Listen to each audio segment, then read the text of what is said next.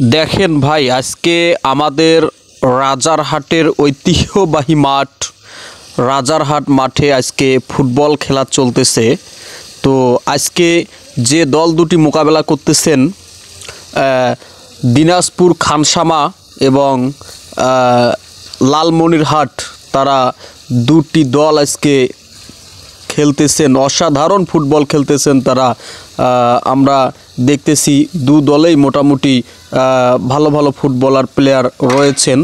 তো আজকের এই খেলায় এ পর্যন্ত কেউ গোল করতে পারেনি। আমরা দেখলাম যে তারা দু দলই কিন্তু দুই পক্ষেই চাপ দিতেছেন, কিন্তু কেউ এখনও পর্যন্ত গোল করতে পারেননি। তো আজকের এই খেলায় কোন দল জয়লাভ করবে, লালমনিরহাট দল নাকি দিনাজপুর খানসামা, আজকে কোন দল জয়লাভ করবে আপনারা অবশ্যই কমেন্টে বলবেন।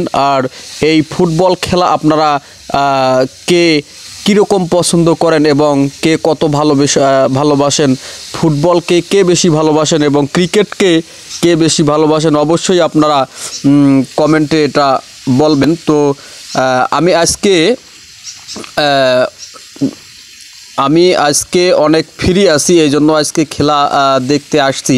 তো খেলা দেখতে এসে ভাবলাম যে একটু ভিডিও করি, তো এজন্যই আর কি ভিডিও করতেছি আমি। তো আজকের এই খেলা দেখে অনেক ভালো লাগলো আমার, কারণ দু দলেই কিন্তু 50-50 সমান সমান হয়েছে। তো দু দলের মধ্যে কে জয়লাভ করবে এটা এখনও পর্যন্ত বলা মুশকিল, কারণ দুটি দলেই কিন্তু অনেক ভালো ফুটবলার রয়েছে, তারা অনেক ভালো খেলা উপহার দিতেছে আমাদেরকে। আমরা দেখতে পাচ্ছি দু দলেই সুন্দর খেলতেছে, দু দল দুপক্ষেই চাপ গ্রহণ করতেছে, চাপ দিতেছে, তারা মোটামুটি ভালো খেলতেছে। তো আজকে দেখেন রাজারহাট মাঠে চতুর্দিকে পূর্ব পশ্চিমে এবং উত্তর দক্ষিণে হাজার হাজার দর্শক খেলা দেখতে এসেছেন। অনেক দর্শকের কারণে আমরা ঠিকমতো খেলাও দেখতে পারতেছি না, তো একটু যে ভিডিওটা বানাবো সুন্দরভাবে সেটাও করতে পারতেছি না, এত পরিমাণে দর্শক।